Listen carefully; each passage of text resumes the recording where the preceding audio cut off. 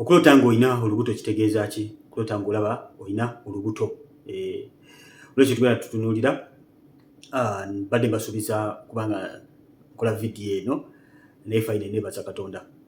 Now, Bayibuli yogera mu kitabo kya Yokaana essula 7:38 that as the scriptures say, whoever believes in me, yali Yesu ng'ayogera, out of their bellies shall flow rivers of living water. Out of their bellies shall flow rivers of living water. Tekkiriza mu Yesu nti mu mbuto zammwe munaavangamu ensulo ez'amazzi ag'obulamu. Mukama ffe omulungi yeebazibwe nnyo. So now tugenda kutandika okulota nga olaba olina olubuto and you find out nti olubuto luno lwa balongo. Manyi mu kyoto osobola okutegeera nti olubuto lwa balongo. Byoto biri so funny. Noba tugenze mu sikaani. So okukimanya nti olubuto lwaki lwa balongo. Olota ng'olina olubuto nga lwa balongo. Yes, manya mukwano gwange nti ekyo kiri representing double blessing.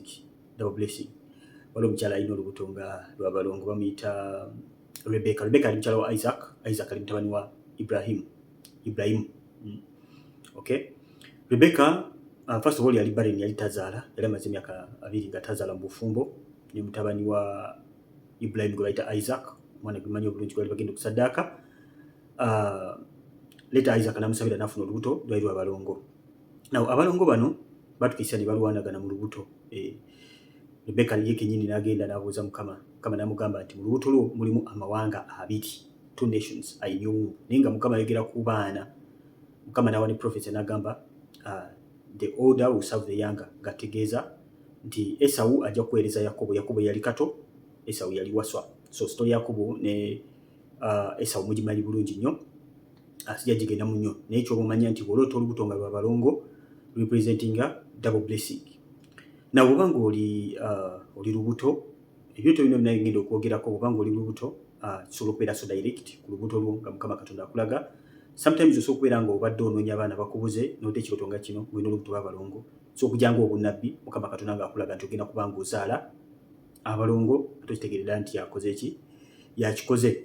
Reason why Mukama Katonda agamba ebintu nga tebinabaawo so that bwe kiba kize you don't attribute it to something else. Ogamba nti oba maybe abalala bonna bazaala. Mukama yeebazibwe kubanga abantu bazaala. Okay? Naye gwe nga gwe manya nti essalayo gy'osabye Mukama Katonda gyazzeemu. So akijjanga obunnabbi. Nawe kituuka ku baana bw'obanga obadde olina olubuto n'olaba nga olubuto luvaamu ofuna abortion. Olubuto ki? Luli mu kuvaamu oba miscarriage. Olubuto luba nga luli mu kuvaamu manya nti waliwo omulabe ekyali mu kwabootinga mu bulamu bwo, waliwo omukisa omunene oguteereddwa mu bulamu bwo. Out of your bellies shall flow rivers of living water. Okay? Waliwo omulabe ekyali mu kubanga abootinga mu bulamu, waliwo omukisa omunene omulabe sitandi wali mu kubanga akola ki? Azikiriza. Katubanga oli lubuto n'otanga olubuto luvaamu, that's very dangerous. Manya nti omulabe azze okuba nga terminatinga omwana, the spirit of what? Miscarriage. Omwoyo gwo gujjamu embuto guzze okuba nga gusaddaaka omwana okuba nga gumuterminatinga. Sitani agala kumunywa. Soza nti ekiwandi agadde okuba nga okiraba. Kati bw'ozuukuka mukwano gwange olina okulwana okulaba ng'owangula. Kijagala Katonda waffe w'amaanyi. So bw'olota ng'oli lubuto manya nti mukwano gwange waliwo ekyamaanyi ky'ogenda okuzaala. Now sometimes olubuto olota ng'oli lubuto kisobola okubeera ekibi oba ekirungi depending olubuto lwe lufaanana. Bayibuli eyogera n'egamba nti zibasanze abalisangibwa nga bakyayonsa n'abalina embuto. Okay? Biro ebyo by'enkomerero abali b'embuto ezaki? Embuto ez'okukola ekibi. N'abayonsa eki? Abayonsa ekibi. So mulimu embuto ezitali nnungi. Ngenda kuzaala byana bya mwoyo. Nja kuba njogera ku byana eby'omwoyo bwe naba nkola vidiyo y'abaana probably egenda okuddiira eno. Kati okulota nga olaba so kubanga olaba kale olina olubuto nga butufu olina olubuto mbuliwo n'olota nga ogenze mu mwezi nga tolina kubanga ogendamu. Okay? Kyekimu ebeera nga miscarriage or abortion. Sigala kyekimu kwano bwemanya nti ataaka yonna ya ku lubuto olwo. Obanga obadde toluyina nakugambye nti mukwano gwe sitaani kyabazze okuba nga waliwo opportunity gy'abagenda okuba nga azikiriza. Katonda akuwa nga sitaani atwala. Oswetaaga okuba nga okola security ku bintu Katonda byakola ki? Byakuwa. N'osobola okulota nga oli mu leba, ng'oli mu leba ozaala. Kati olubuto lutuuse ogenda kukola ki? Kuzaala. Now olina okubuzabinga ng'oli mu leba ki exactly ekigenda mu maaso. Ebisa bijja, ebisa tebijja. Omwana akulemye. kati otanga oli mulebe oli mukuzaala ino olubuto oli mukuzaala omwana n'akulema mukwano gwange Mukama akulaga nti weetaaga okukola improvements otherwise ebintu Mukama byakuwadde bikulemye okumanaginga tosobola kuzaala kina kubanga kiri munda mu ggwe.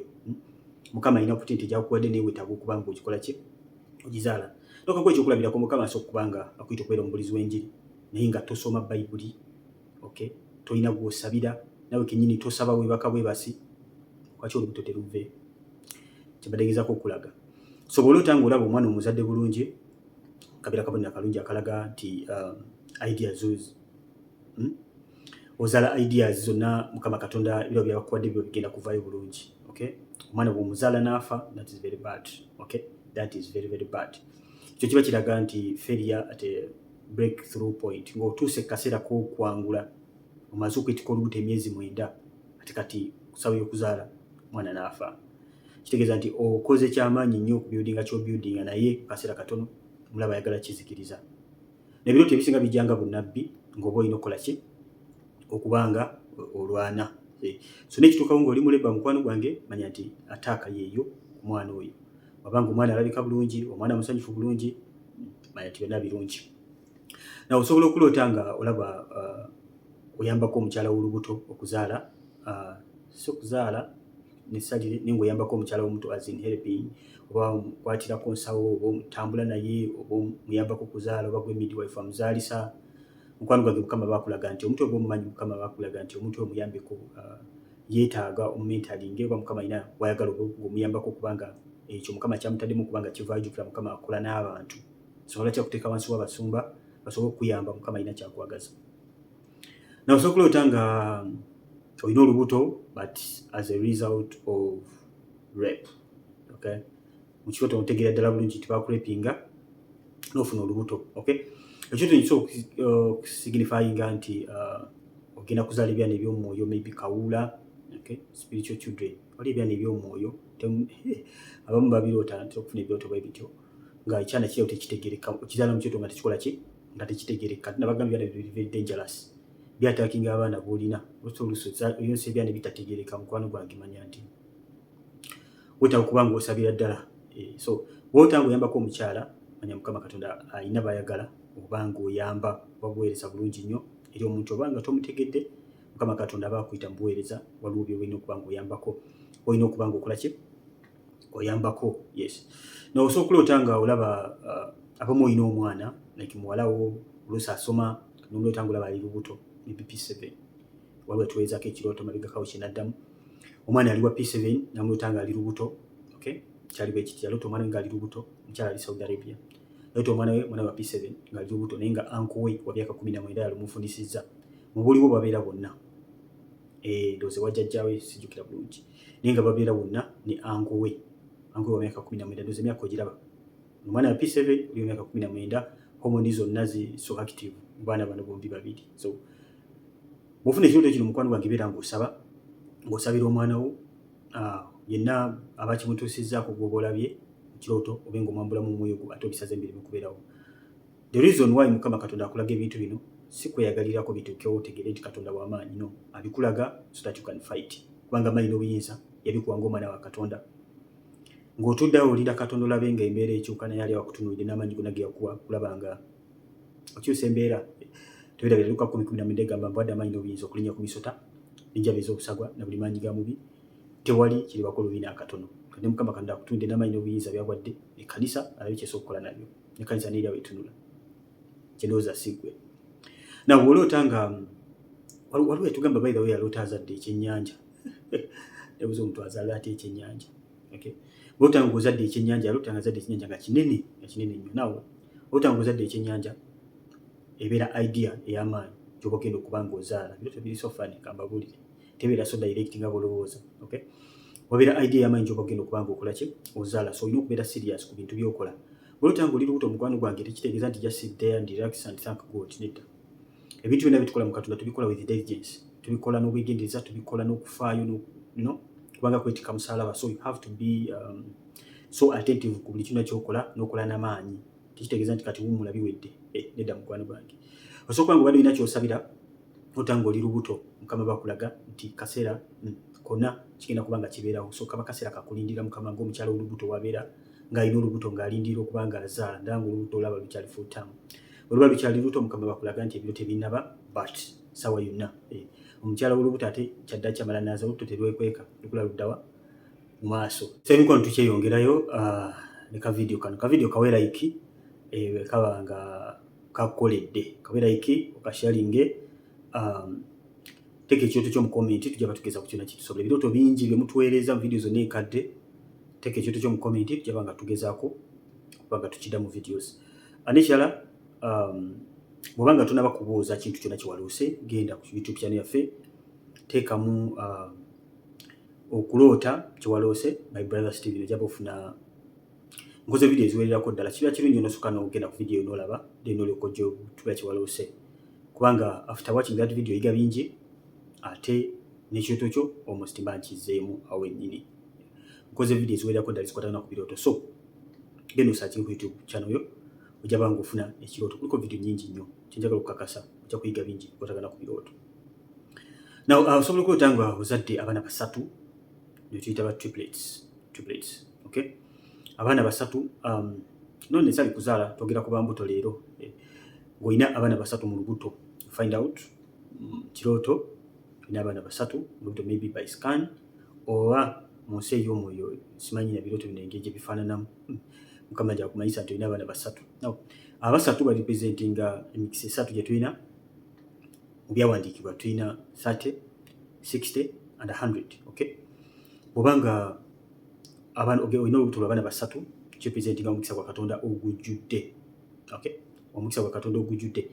Mu Katonda mulimu abakungula 3, mulimu abakungula 6, mulimu abakungula 10. Ono Isaac agwembayiddeko example yalina omukyalo w'abaana 2 Jacob ne Esau yasimba Bible egamba yasimba yabeera mu biseera ebyo byaba Abimeleki nga kyabeerewo kabaka Abimeleki n'akungula 100 folds. Bwe yakungula 100 folds wayita akaseera Katonda bamugoba mugamba Katonda watusukulumyeko omusajja gwo gagawadde nnyo laba otusinga. So leta bajja ne bakola ne peace agreement ongera n'osoma naye mukama Katonda yamuwa omukisa Isaac n'akungula 100 folds. Okay, omukisa ogujjudde okusembayo. So olota ng'olina triplets manya nti omukisa ogujjudde. Now so okulota ekyoto kino nga mukama agenda kwa ideas nga 3 ez'enjawulo ez'amaanyi obanga obadde olina ideas 3 ez'amaanyi z'oli mukolako manya nti mukwano gwange that is it.